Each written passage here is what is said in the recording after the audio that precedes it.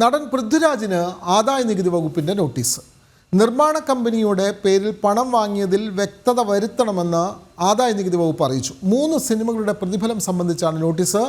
സഹനിർമ്മാതാവ് എന്ന നിലയിൽ 40 കോടിയോളം രൂപ പൃഥ്വിരാജ് സ്വന്തമാക്കി എന്നുള്ളതാണ് കണ്ടെത്തൽ. വിവരങ്ങളുമായി സുധീഷ് ഗോപാൽ ചേരുന്നു. സുധീഷ്, അങ്ങനെ ആദായനികുതി വകുപ്പിൻ്റെ കുരുക്കിലേക്ക് വരികയാണ് നടൻ പൃഥ്വിരാജ്.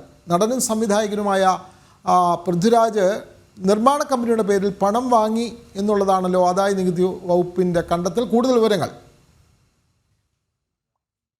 3 സിനിമകളുടെ വരുമാനവുമായി ബന്ധപ്പെട്ടില്ല പ്രതിഫലവുമായി ബന്ധപ്പെട്ടാണ് ഇപ്പോൾ പൃഥ്വിരാജിന് ആദായനികുതി വകുപ്പ് നോട്ടീസ് അയച്ചിരിക്കുന്നത്.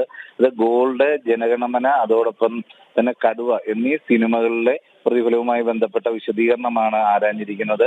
ഇതിൽ ഒരു അഭിനേതാവെന്ന നിലയിൽ പ്രതിഫലം പൃഥ്വിരാജ് കൈപ്പറ്റിയിരുന്നില്ല.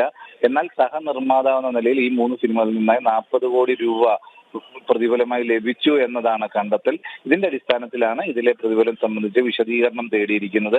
ഇതൊരു സാധാരണ നടപടിക്രമം മാത്രമാണെന്നാണ് ആദായനികുതി വകുപ്പിന്റെ വിശദീകരണം. എന്ത് തന്നെയായാലും ഇത്തരത്തിലൊരു കണ്ടെത്തൽ ഉള്ളപ്പോൾ അത് ഏതെങ്കിലും തരത്തിൽ ക്രമക്കേട്, തെറ്റായ കണക്ക് നൽകിയിട്ടുണ്ടോ എന്നതടക്കം പരിശോധിക്കാനാണ് ആദായനികുതി വകുപ്പിന്റെ നീക്കം. തീർച്ചയായും ആദായനികുതി വകുപ്പാണ് നടനും സംവിധായകനുമായ പൃഥ്വിരാജിന് നോട്ടീസ് നൽകുന്നത്.